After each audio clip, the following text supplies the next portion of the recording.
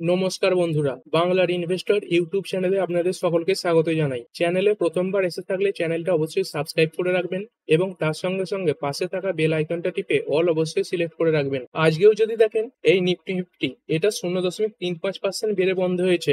5 দিনেও দেখতে পাচ্ছেন টপ লেভেলে রয়েছে, তারপর যদি 1 মাসে দেখেন তাও টপ লেভেলে রয়েছে, 6 মাসেও দেখতে পাচ্ছেন একদম টপ লেভেলে রয়েছে এবং ইয়ার টু ডেট যদি দেখেন তাহলেও কিন্তু এই নিফটি ফিফটি টপ লেভেলের কাছেই রয়েছে। আর যদি 52 উইক হাই থেকে দেখেন তাহলে আমরা মাত্র 600 থেকে 650 পয়েন্ট নিচে ট্রেড করছি। আর গতকাল তো দেখেইছিলেন নিফটি ফিফটি একটা বড় জাম্প দেখিয়েছিল, কারণ দেখুন নিফটি ফিফটি এখন যদি দেখেন বিগত কয়েক মাসের মধ্যে একদম টপ লেভেলের কাছে রয়েছে এবং সেই কারণেই যে সমস্ত ট্রেডাররা এই নিফটি ফিফটিতে শর্ট করে বসেছিল তারা কিন্তু একদমই ফেঁসে গেছে। তো তারপরে তাদের যে পজিশন সেটাকে কাট করতে হয়েছে, আর অনেকে কিন্তু এই সময় এই নিফটি ফিফটিতে লং পজিশনও নিচ্ছে। তো সেই কারণের জন্যই নিফটি ফিফটিতে ভালো তেজি দেখা যাচ্ছে। তবে যদি দেখেন নিফটি ফিফটি বাড়লেও আপনার পোর্টফোলিওতে থাকা স্টকগুলো হয়তো সেরকম বাড়ছে না, কারণ দেখুন নিফটি ফিফটি বাড়ছে মানে নিফটি ফিফটির মধ্যে যে 50টা কোম্পানি রয়েছে তার মধ্যে কিছু কিছু কোম্পানি ভালো পারফর্ম করছে। তো আপনার পোর্টফোলিওতে যেহেতু এই নিফটি ফিফটি স্টকগুলো নেই, সেই কারণের জন্য হতেই পারে আপনার পোর্টফোলিও এই নিফটি ফিফটির মতো পারফর্ম করছে না। তবে দেখুন এই লং টার্মে নিফটি ফিফটি যখন ওপরে যাবে তখন আপনার পোর্টফোলিওতে থাকা স্টকগুলো যদি ভালো হয় তারাও কিন্তু এর সঙ্গে সঙ্গে ওপরেই যাবে। হয়তো সময়ের একটু ডিফারেন্স হতে পারে, যে নিফটি ফিফটি যখন 1% বাড়ছে আপনার পোর্টফোলিও বাড়ছে না, কিন্তু কিছুদিন পর হয়তো দেখবেন যে নিফটি ফিফটি বাড়ছে না, কনসলিডেট করছে, তখন হয়তো আপনার পোর্টফোলিওতে থাকা স্টকগুলো বাড়তে শুরু করেছে। এরকম ভাবেই কিন্তু মার্কেট চলে। এরপর যদি নিফটি ব্যাংক দেখি, এটা তো একদম আলাদা লেভেলেই রয়েছে। দেখতেই পাচ্ছেন প্রতিদিনই কিন্তু অল টাইম হাই লাগাচ্ছে। আজকের দিনেও দেখুন অল টাইম হাই লাগিয়েছে। আজকের দিনের যে হাই সেটা 57,475.40 এবং 52 উইকের হাই সেটা 57,475.40। আর দেখুন এটা শুধুমাত্র 52 উইক হাই নয়, এটা কিন্তু অল টাইম হাই। এরপর যদি বিএসসি সেন্সেক্স দেখি, বিএসসি সেন্সেক্সও আজকে 0.36% বেড়েছে এবং বিএসসি সেন্সেক্স এর যদি 52 উইক হাই দেখেন সেটা হচ্ছে 85,978। মানে বিএসসি সেন্সেক্সও তার টপ লেভেল থেকে মাত্র 2000 পয়েন্ট নিচে রয়েছে। আর যদি ইন্ডাইসেস গুলোও দেখেন, এই নিফটির যে বড় বড় ইন্ডাইসেস গুলো রয়েছে সেগুলোই কিন্তু ভালো পারফর্ম করেছে। এই নিফটির নেক্সট 50 দেখুন 0.75% বেড়েছে। তারপর নিফটি ব্যাংক এটা 0.43% বেড়েছে। তারপর নিফটি ফাইন্যান্সিয়াল সার্ভিসেস এটা 0.33% বেড়েছে। আর মিড ক্যাপ সিলেক্ট এটা 0.39% বেড়েছে। এরপর 100, 200, 500 এইগুলো দেখতে পাচ্ছেন 0.40% এর উপরে বেড়েছে। তারপর মিড ক্যাপ এইগুলো কিন্তু নিফটির যে বড় বড় ইন্ডাইসেস তার থেকে কিছুটা হলেও খারাপ পারফর্ম করেছে। এইখানে দেখুন এই নিফটি 500 এটা প্রায় 0.5% এর কাছাকাছি বেড়েছে, সেখানে এই মিড ক্যাপ দেখুন 0.36%, 0.21% এরকম বেড়েছে। তবে আজ স্মল ক্যাপ 100 ভালো তেজি দেখা গেছে। এখানে দেখতে পাচ্ছেন স্মল ক্যাপ 100 এটা 0.95% বেড়েছে। তারপর যে স্মল ক্যাপ 50 আছে, স্মল ক্যাপ 250 আছে, এইগুলো মোটামুটি ভালো পারফর্ম করেছে। দেখুন এখন স্মল ক্যাপ ইন্ডাইসেস গুলো যে বাড়ছে না, এতে কিন্তু সব স্মল ক্যাপ স্টক গুলো বাড়ছে না। কিছু স্মল ক্যাপ স্টক এই মুহূর্তে খুব ভালো পারফর্ম দেখিয়ে দিচ্ছে, মানে 7%, 8% এরকম বেড়ে যাচ্ছে। কিন্তু যদি সংখ্যার হিসেবে দেখেন তাহলে কিন্তু বেশিরভাগ স্মল ক্যাপ স্টক এখন নিচের দিকে রয়েছে। আর দেখুন আমেরিকার মার্কেটে একের পর এক খারাপ ডেটা এসেই যাচ্ছে। জিডিপির ডেটাও এর আগের দিন দেখেছেন 0.2% এক্সপেক্ট করা হয়েছিল, সেখানে 0.5% এসেছিল। তারপরে যদি দেখেন ইউএস এর যে ডলার ইন্ডেক্স সেটাও কিন্তু আস্তে আস্তে দুর্বল হচ্ছে। ইউএস এর ডলার ইন্ডেক্স যদি দেখেন গত 3 বছরের মধ্যে এই প্রথম কিন্তু 97 এর কাছে চলে এসেছে। আর আমেরিকার এত খারাপ ডেটা আসার পরেও দেখছেন আমেরিকার মার্কেট এত ভালো পারফর্ম করছে। ডাউ জোন্স এটা 0.94% বেড়েছিল। তারপর যদি দেখেন নাসডাক কম্পোজাইট এটাও আগের দিন 0.97% বেড়েছিল। আর আমেরিকার তো ডেটা একের পর এক খারাপ আসছে, সেখানে ইন্ডিয়ার যে ইকোনমিক ডেটা সেগুলো কিন্তু একের পর এক ভালো আসছে। তো এই মুহূর্তে যখন আমেরিকান মার্কেট এত খারাপ ডেটা আসার পরেও ভালো পারফর্ম করছে, সেখানে ইন্ডিয়ান মার্কেটের খারাপ পারফর্ম করার কোনো মানেই হয় না। কারণ দেখুন ইন্ডিয়ার যে ইকোনমি বলুন, তারপর ইন্ডিয়ার যে ফাইন্যান্সিয়াল সেগুলো কিন্তু সবই এখন শক্তিশালী পর্যায়ে রয়েছে। তবে আমেরিকান মার্কেট যে ভালো পারফর্ম করেছে, এই আমেরিকান মার্কেটেও কিছু ভালো ডেটা এসেছিল। যদি দেখেন এই যে জবলেস ক্লেমের ডেটা বা বেরোজগারির ডেটা সেটা ভালো এসেছিল, যেখানে আশা করা হয়েছিল যে 2,44,000 লোক কাজ চাইবে, সেখানে মাত্র 2,36,000 লোক এই কাজের ব্যাপারে সাহায্যের আবেদন জানিয়েছে। আর যদি দেখেন এর আগের দিন এফআইআই এবং ডিআই এর যে ডেটা বেরিয়েছিল, সেখানে কিন্তু এফআইআই এর দিক থেকে একটা বড় বাইং এসেছিল। এফআইআই প্রায় 12,600 কোটি টাকার কাছাকাছি শেয়ার কিনে নিয়েছিল, সেখানে ডিআইআই মাত্র 195 কোটি শেয়ার বিক্রি করেছিল। তো এই জায়গা থেকেও বাজারে একটা পজিটিভ সেন্টিমেন্ট তৈরি হয়েছে। তারপর যদি দেখেন গ্লোবাল মার্কেটও কিন্তু আজকে ভালো পারফর্ম করেছে। এই যেমন দেখুন জার্মানির মার্কেট ড্যাক্স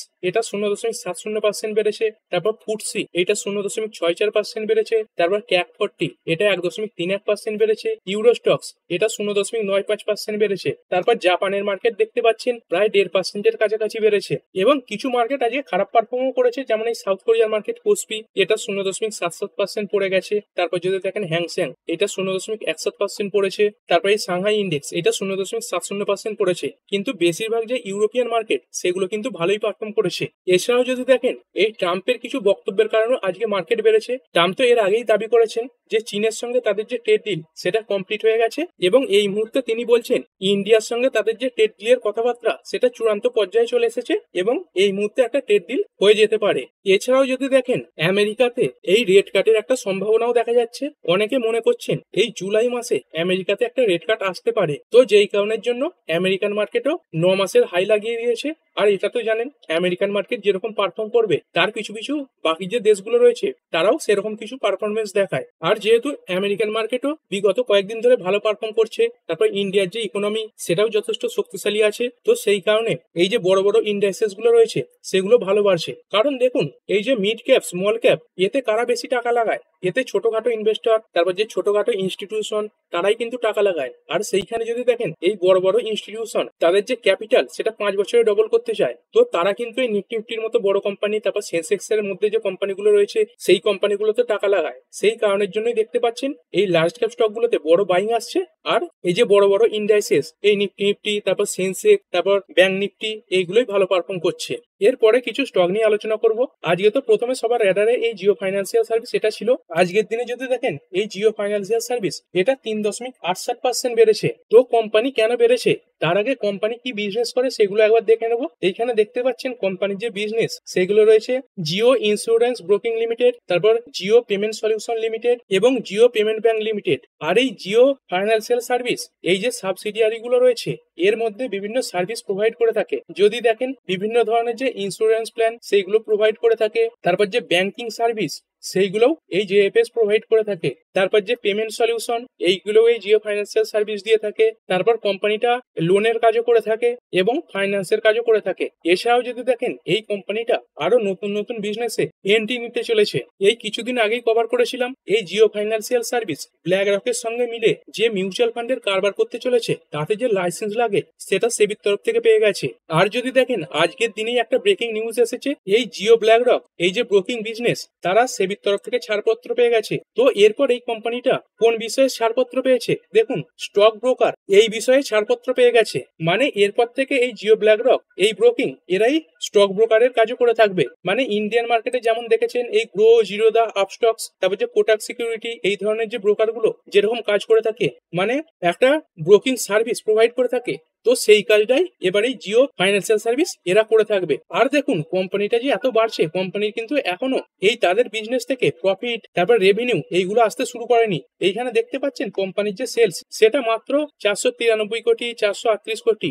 যখন এই বিজনেস শুরু হয়ে যাবে তখন কিন্তু এই সেলস 10,000 কোটি, 20,000 কোটি এই জায়গায় পৌঁছে যাবে। এই যে দেখতে পাচ্ছেন অপারেটিং প্রফিট এই 338 কোটি, এই অপারেটিং প্রফিটই থাকবে না, দেখবেন 2,000 কোটি, 3,000 কোটি এরকম অপারেটিং প্রফিট দেখাচ্ছে। এবং নেট প্রফিট যে দেখতে পাচ্ছেন এই 316 কোটি, তারপর এই 295 কোটি এইগুলো অনেক বেড়ে যাবে। মানে এখন কোম্পানির বিজনেস কিছুই শুরু হয়নি, এই যে ইনকাম গুলো দেখছেন এইগুলো অন্যান্য কিছু জায়গা থেকে আসছে। তো এরপরে কোম্পানি যখন তাদের মিউচুয়াল ফান্ডের বিজনেস শুরু করে দেবে, তারপরে এই স্টক ব্রোকিং এর বিজনেস শুরু করে দেবে, তখন বুঝতে পারছেন এদের যে রেভিনিউ প্রফিট এইগুলো কোন জায়গায় যাবে এবং তার পিছু পিছু স্টকের যে দাম সেটাও কিন্তু বাড়তে থাকবে। আর আপনি যদি লং টার্মের দৃষ্টিভঙ্গি নিয়ে চলেন তাহলে কিন্তু এই জিও ফাইন্যান্সিয়াল সার্ভিস এই স্টকটা আপনার পোর্টফোলিওতে রাখতেই পারেন। কারণ দেখুন এর পেছনে একটা বড় নাম জড়িয়ে আছে, এটা মুকেশ আম্বানির কোম্পানি। এর আগে তো দেখেইছেন যখন 2016 সালে জিও সিম এলো তখন বাজারে কিন্তু অনেক সিম কোম্পানি ছিল। যদি দেখেন কত কি সিম ছিল, এই আরপিজি সেলুলার, তারপর ইন্ডিকম, ইউনিনর, এয়ারসেল, তারপর সেল ওয়ান, ভিডিওকন, এমটিএস, তারপর রিলায়েন্স কমিউনিকেশন, ডোকোমো, এই সিমগুলো এখন আর দেখতে পান? এই জিও আসার পর দেখেইছেন মার্কেটে মাত্র এই 4টে সিম কোম্পানি রয়েছে, জিও রয়েছে, এয়ারটেল রয়েছে এবং এই বিএসএনএল, ভোডাফোন আইডিয়া এইগুলো তো নেই বললেই চলে। মানে জাহক মাহক করে কিন্তু মার্কেটে টিকে রয়েছে। আর মার্কেটে এই মুহূর্তে দুটো প্লেয়ারই কিন্তু বেঁচে রয়েছে, সেটা হচ্ছে এই জিও আর এয়ারটেল। আর বুঝতেই পারছেন এই জিও যখন কোনো একটা নতুন বিজনেসে ঢুকছে এইখানেও কিন্তু একই রকম হাল করে ছাড়বে। এর আগে তো দেখেছেন যখন জিও সিম আসে 6 মাস 1 বছর ফ্রিতে দিয়ে মার্কেটের প্রায় অর্ধেক কাস্টমার তাদের দিকে টেনে নিয়েছিল। তো এরা যে এই ব্রোকিং সার্ভিসে এন্ট্রি নিচ্ছে এইখানে কিন্তু এরকমই কিছু ট্রিক কাজে লাগাবে, হয়তো সমস্ত ক্ষেত্রে জিরো ব্রোকারেজ করে দেবে এবং অন্যান্য যে ব্রোকার কোম্পানিগুলো রয়েছে তারা যে ফেসিলিটি দিচ্ছে তার থেকে অনেক ভালো ফেসিলিটি দেবে, যেই কারণের জন্য অনেক মানুষ তাদের যে পুরনো ডিমেট অ্যাকাউন্ট সেইগুলো কিন্তু এই জিও ফাইন্যান্সিয়াল সার্ভিসের যে ডিমেট অ্যাকাউন্ট হবে তাতে ট্রান্সফার করে দেবে। তো বুঝতেই পারছেন এরা কিন্তু বিভিন্ন উপায়ে মার্কেট ক্যাপচার করার চেষ্টা করবেই। আর দেখুন এটা যদি অন্য কোনো নতুন কোম্পানি হতো তাহলে সে কিন্তু ভয় থাকতো যে এত বড় বড় ব্রোকার রয়েছে এদের সামনে টিকে থাকবো কি করে, কিন্তু দেখুন এই যে জিও আসার পর বাকি যে ব্রোকার গুলো রয়েছে এরা কিন্তু ভয়ে ভয়ে থাকবে। কিছুদিন আগেই দেখেছেন এই যে জিরোদা তাদের যে অ্যাকাউন্ট ওপেনিং ফি তারপর যে অ্যাকাউন্ট মেনটেনেন্স ফি সেইগুলোতে অনেক পরিবর্তন এনেছিল। এরপরে আরো কিছু স্টক নিয়ে কথা বলবো। প্রথমে যদি দেখেন এই আদানি গ্রুপের স্টক গুলো আজকে ভালো পারফর্ম করেছে। এই এসএসসি দেখতে পাচ্ছেন 2.14% বেড়েছে, তারপর energy solution, enterprise, green energy সবই বেড়েছে এবং সবচেয়ে বেশি আজকে বেড়েছে আদানি টোটাল গ্যাস, এইটা প্রায় 5.5%-এর উপরে বেড়ে বন্ধ হয়েছে। আজকে এই আদানি গ্রুপের প্রতিটা কোম্পানি পজিটিভই বন্ধ হয়েছে। এরপরে যে কোম্পানিগুলো ভালো পারফর্ম করেছে সেগুলো হচ্ছে রেমন্ড লাইফস্টাইল লিমিটেড প্রায় 5.5%-এর কাছাকাছি বেড়েছে, তারপরে হিমাদ্রি স্পেশালিটি কেমিক্যাল এটা প্রায় 12%-এর কাছাকাছি বেড়েছে, তারপর ভারতী হেক্সাকম লিমিটেড এইটা 5%-এর কাছাকাছি বেড়েছে। এবং যদি দেখেন আজকের দিনেই অল টাইম হাই লেগেছে, আজকের দিনের হাই দেখুন 2026 এবং 52 উইকের হাই সেটাও 2026। এরপরে যদি দেখেন এই ভারতী এয়ারটেল এটা 0.28% বেড়েছে, কিন্তু আজকের দিনেই আবার 52 উইক হাই লাগিয়েছে। আজকের দিনের যে হাই সেটা 2039 এবং 52 উইকের হাই সেটাও 2039। এরপর হোম ফার্স্ট ফাইন্যান্সিয়াল কোম্পানি এইটা 5%-এর উপরে বেড়েছে, তারপর জেকে সিমেন্ট এইটা 5%-এর কাছাকাছি বেড়েছে এবং সুইডন এনার্জি এটাও প্রায় 5.5%-এর কাছাকাছি বেড়েছে। এরপর যে স্টকগুলো খারাপ পারফর্ম করেছে সেগুলো হচ্ছে অ্যাজিজ লজিস্টিক্স লিমিটেড এইটা 5%-এর উপরে পড়ে গেছে, তারপর রেডিকো খৈতান এইটাও 3.5%-এর কাছাকাছি পড়েছে, তারপর কেইসি ইন্টারন্যাশনাল এইটাও 3.5% পড়েছে, তারপর আদিত্য বিড়লা ক্যাপিটাল লিমিটেড এইটা 3.5% পড়েছে। তারপর রিয়েলিটি সেক্টরে কাজ করা কোম্পানিগুলো এইগুলো কিছুটা খারাপ পারফর্ম করেছে, যেমন এই ফোনিক্স মিলস এটা 3%-এর উপরে পড়েছে, তারপরে এই ওবেরয় রিয়েলটি এটাও 3%-এর উপরে পড়েছে। এরপর যদি দেখেন ইন্ডিয়ান ডিফেন্স স্টক এইগুলো কিন্তু একটা মিক্স রিয়াকশন দেখিয়েছে, মানে কিছু কোম্পানি আজকে পজিটিভে বন্ধ হয়েছে এবং কিছু কোম্পানি নেগেটিভে বন্ধ হয়েছে। এইখানে দেখতে পাচ্ছেন Apollo Micro System, Astra Micro, Avantel এইগুলো কিছুটা পড়েছে, তারপর বিডিএল, তারপর ভারত ইলেকট্রনিক্স, ভারত ফোর্জ এইগুলো বেড়েছে। কোচিন শিপইয়ার্ড আজকের দিনে 2.24% পড়ে গেছে, ডেটা প্যাটার্নও পড়েছে, ডিসিএক্স সিস্টেমও পড়েছে, তারপর জিআরএসি এটা 2% বেড়েছে, হাই এনার্জি এটা 2% পড়েছে, তারপর হিন্দুস্তান এরোনটিক্স লিমিটেড এইটা 1.64% বেড়েছে, আইডিয়া ফোর্জ কিছুটা পড়েছে, কেন্স টেকনোলজি কিছুটা বেড়েছে। মানে এরকম করেই হয়েছে, কিছু কোম্পানি পড়েছে এবং কিছু কোম্পানি বেড়েছে। এরপরে যে স্টকগুলো আজকে 52 উইক হাই লাগিয়েছে সেগুলো একবার দেখে নেব। আজকের দিনে ইন্টারগ্লোব এভিয়েশন এটা 52 উইকের হাই লাগিয়েছে, আজকের হাই 5,843.50 এবং 52 উইকের হাই সেটাও 5,843.50। তারপরে যদি দেখেন এই অ্যাপেল ইন্ডিয়া এইটাও 52 উইকের হাই লাগিয়েছে, তারপরে এই নুভামা ওয়েলথ ম্যানেজমেন্ট এইটাও 52 উইকের হাই লাগিয়েছে, তারপর অ্যাবোট ইন্ডিয়া এই যে এমসিএক্স এগুলো 52 উইকের হাই লাগিয়েছে। এরপর যদি এনএসির মধ্যে দেখি 2,986 খানা স্টক আজকে ট্রেড হয়েছে, যার মধ্যে 1,681 খানা স্টক পজিটিভে বন্ধ হয়েছে এবং 1,229 খানা স্টক আজকে নেগেটিভে বন্ধ হয়েছে। এবং নিফটি 50-র মধ্যে যদি দেখি তাহলে 30টা কোম্পানি পজিটিভে বন্ধ হয়েছে এবং 20টা কোম্পানি নেগেটিভে বন্ধ হয়েছে। নিফটি 50-র মধ্যে দেখতে পাচ্ছেন জিও ফাইন্যান্সিয়াল সার্ভিস এটা 3.68% বেড়েছে, তারপর এশিয়ান পেন্টস এইটাও 3%-এর উপরে বেড়েছে, অ্যাপোলো হসপিটাল এইটা প্রায় 3%-এর কাছাকাছি বেড়েছে, ইন্ডাসইন্ড ব্যাংক এটা 2.89% বেড়েছে, আল্ট্রাটেক সিমেন্ট এটা 2.42% বেড়েছে। এরপর যে স্টকগুলো পড়েছে টাটা কনজিউমার এইটা 2.13% পড়েছে, ডক্টর রেড্ডি ল্যাব এইটা প্রায় 1.5%-এর কাছাকাছি পড়েছে, উইপ্রো 1.16% পড়েছে, এসবিআই লাইফ পড়েছে 0.96% এবং অ্যাক্সিস ব্যাংক এটা 0.85% পড়েছে। এরপর যদি দেখি উইপ্রো এই কোম্পানির জন্য নতুন কিছু খবর এসেছে, এইখানে দেখতে পাচ্ছেন big breaking, Wipro enters aerospace, মানে এই উইপ্রো কোম্পানিটা এরোস্পেস বিজনেসে এন্ট্রি নিতে চলেছে। দেখতেই পাচ্ছেন এই যে ফ্রান্সের একটা এরোস্পেস সাপ্লাই রয়েছে লক, তাতেই উইপ্রো 51% স্টেক কিনতে চলেছে। আর দেখুন এই যে এরোস্পেসের বিজনেস এটাকে কিন্তু একটা রিস্কি বিজনেস হিসেবে ধরা হয়। এর আগেও দেখেছেন কতই এরোস্পেস বিজনেস এগুলো উঠে গেছে, তো সেই কারণের জন্য উইপ্রো স্টকটা কিছুটা পড়েছে। আর দেখুন, কোনো স্টক কোনো বিজনেসে এন্ট্রি নিচ্ছে মানে যে সেই বিজনেসে ভালো রেজাল্ট দেখাবে সেরকম কোনো কারণ নেই। কারণ দেখুন, এই যে উইপ্রো এর বিজনেস কিন্তু আইটি সেক্টরে, সেখান থেকে যদি এই এরোস্পেস সেক্টরে এন্ট্রি নেয় তাহলে কি হবে, এদের যে চিন্তা ভাবনা সেটা কিন্তু দুটো জায়গায় ডাইভার্সিফাই হয়ে যাবে। তো সেই কারণে কিছু প্রবলেম হতেই পারে। এর আগেও দেখেছেন এই বিজয় মালিয়াজি, তিনি যখন তার বিয়ার বিজনেস থেকে ধ্যান সরিয়ে এই এয়ারলাইন সেক্টরের দিকে নিয়ে গিয়েছিলেন, তারপরে কিন্তু তার বিজনেসের হাল খারাপ হয়ে গিয়েছিল এবং সেইখান থেকে তার অনেক লোনও বেড়ে গিয়েছিল এবং তাকে দেশও ছাড়তে হয়েছিল। এরপরে এই এইচইজি লিমিটেড এটা 3%-এর কাছাকাছি বেড়েছে। একসময় দেখতে পাচ্ছেন একটা শার্প র্যালি দেখা গেছে। তারপর যদি দেখেন এই গ্রাফাইট ইন্ডিয়া লিমিটেড, এটাও দেখতে পাচ্ছেন সেম চার্ট ফলো করেছে। তো এর পেছনে কি কারণ রয়েছে, এইখানে দেখতে পাচ্ছেন জাপান, চীন থেকে আসা এই যে গ্রাফাইট ইলেকট্রোডস, তাদের উপর 95% অ্যান্টি ডাম্পিং ডিউটি বসিয়ে দিয়েছে। তো এর ফলে কি হবে, আগে ধরুন চায়না থেকে যে প্রোডাক্টটা এই জাপানে 100 টাকায় আসতো, সেই প্রোডাক্টটা এখন জাপানে 195 টাকায় আসবে। মানে কি হচ্ছে, চায়নার যে প্রোডাক্ট তার দাম বেড়ে যাচ্ছে। আর সেখানে যদি দেখেন এই যে কোম্পানি দুটো রয়েছে এইচইজি লিমিটেড এবং গ্রাফাইট ইন্ডিয়া লিমিটেড, এইগুলো কিন্তু সেম প্রোডাক্ট এই জাপানে সাপ্লাই করে থাকে। তার মানে কি হচ্ছে, চীনের যে প্রোডাক্ট তাদের থেকে ইন্ডিয়ার যে প্রোডাক্ট তার দামটা কম থাকবে। তো সেই কারণেই জাপানের যে বড় বড় কোম্পানিগুলো রয়েছে তারা এই ইন্ডিয়ান প্রোডাক্ট কিনতে পারে। আর সেইটাকে মাথায় রেখেই আজকের দিনে এই স্টকগুলোতে বড় বাইং এসেছে। এরপরে যদি দেখি রতন ইন্ডিয়া এন্টারপ্রাইজ লিমিটেড আজকের দিনে প্রায় 5%-এর কাছাকাছি বেড়েছে। তো এর পেছনে কি কারণ রয়েছে, এই কোম্পানিটা বিদেশে তাদের যে বিজনেস সেটা এক্সপ্যান্ড করতে চলেছে। এইখানে দেখতে পাচ্ছেন এই রিভল্ট মোটর, তাদের যে বাইক রয়েছে এই RV1 এবং RV1 প্লাস, সেইগুলোকে এই শ্রীলঙ্কাতে লঞ্চ করতে চলেছে। এরপরে ইন্ডাসইন্ড ব্যাংক লিমিটেড আজকের দিনে এই বাড়ার কি কারণ রয়েছে, দেখুন এই কোম্পানিতে এখনো যে সিইও পদ তাতে কিন্তু অ্যাপয়েন্টমেন্ট হয়নি। আর এই যে সিইও অ্যাপয়েন্টমেন্ট সেই নিয়েই কিছু খবর এসেছে। এইখানে দেখতে পাচ্ছেন IndusInd bank share jump 5% on report of CEO appointment near final stage. মানে এই যে সিইওর অ্যাপয়েন্টমেন্ট সেটা একদম শেষ পর্যায়ে চলে এসেছে, মানে এর কিছুদিন পরেই এই সিইও এর অ্যাপয়েন্টমেন্ট হয়ে যেতে পারে। আর এই যে সিইও পদ সেখানে কিন্তু বড় বড় নাম ভেসে আসছে।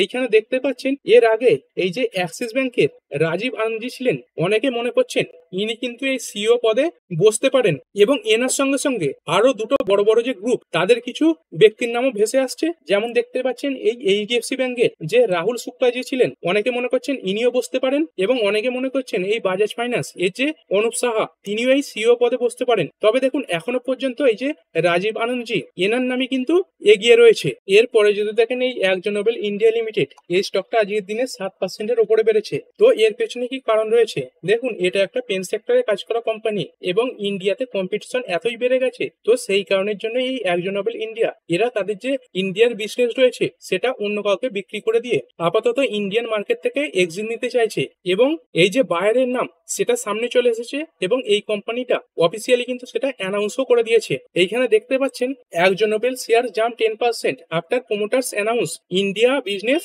Sales to JSW paints. মানে কোম্পানির ইন্ডিয়াতে যে বিজনেস রয়েছে সেটা তারা জেএসডব্লিউ পেন্টস এই কোম্পানিটাকে বিক্রি করতে চলেছে। এইখানে দেখতে পাচ্ছেন এই যে ডিল তার প্রাইস ঠিক করা হয়েছে 762.05 পার শেয়ার এবং প্রাইস হিসেবে যদি দেখেন তাহলে কোম্পানিটার যে দাম চলছিল সেটা থেকে প্রায় 16% নিচে। আর দেখুন এইখানে যেহেতু জেএসডব্লিউ গ্রুপের নাম এসেছে সেই কারণের জন্যই স্টকটা এত বেড়েছে। এইখানে যদি অন্য কোনো ছোটখাটো গ্রুপের নাম আসতো তাহলে কিন্তু এই স্টকটা আজকের দিনে অনেকটা পড়তে পারতো। আর এই যে ডিল হয়েছে এর টোটাল যে ট্রানজাকশন ভ্যালু সেটা দেখতে পাচ্ছেন 9,400 কোটি টাকা। আর এইখানে দেখতেই পাচ্ছেন একজন নোবেল তাদের যে টোটাল স্টেক ছিল 74.76%, সেটা কিন্তু পুরোটাই এই জেএসডব্লিউ পেন্টস কে বিক্রি করতে চলেছে। এইখানে দেখুন এই যে একজন নোবেল কোম্পানির শেয়ার হোল্ডিং প্যাটার্ন সেটা খুলে নিয়েছি। এইখানে দেখতে পাচ্ছেন প্রমোটারের কাছে 74.76% স্টেক রয়েছে। তো এরপর এইখানে যে বিভিন্ন প্রমোটারের নাম দেখতে পাচ্ছেন, এই প্রমোটারের নাম কিন্তু সবই পাল্টে যাবে এবং এইখানে এরপরে জেএসডব্লিউ পেন্টস এদের নামই কিন্তু প্রমোটারের জায়গায় থাকবে। তো ঠিক আছে বন্ধুরা, আশা করছি ভিডিওটা আপনাদের ভালো লেগেছে। আপনি চাইলে এটাকে লাইক এবং শেয়ার করতে পারেন। আর শেয়ার মার্কেট সংক্রান্ত ডেইলি নিউজ আপডেট পেতে চ্যানেলটা সাবস্ক্রাইব করে রাখবেন এবং পাশে থাকা বেল আইকনটি টিপে অল অবশ্যই সিলেক্ট করে রাখবেন, যাতে পরবর্তী ভিডিওর নোটিফিকেশন আপনার কাছে সময় মতো পৌঁছে যায়। আর হ্যাঁ, ভিডিওটি শুধুমাত্র ইনফরমেশন এবং এডুকেশনাল পারপাসের জন্য বানানো হয়েছে। আমি সেবি রেজিস্টার্ড নই, তাই কোনো প্রকার শেয়ারে কোনো প্রকার বাই, সেল, হোল্ড বা অ্যাভারেজ করার কোনো সিদ্ধান্ত নেওয়ার আগে আপনার যে ফাইন্যান্সিয়াল অ্যাডভাইজার আছে তার সঙ্গে অবশ্যই আলোচনা করবেন। দেখা হচ্ছে পরের ভিডিওতে। ধন্যবাদ।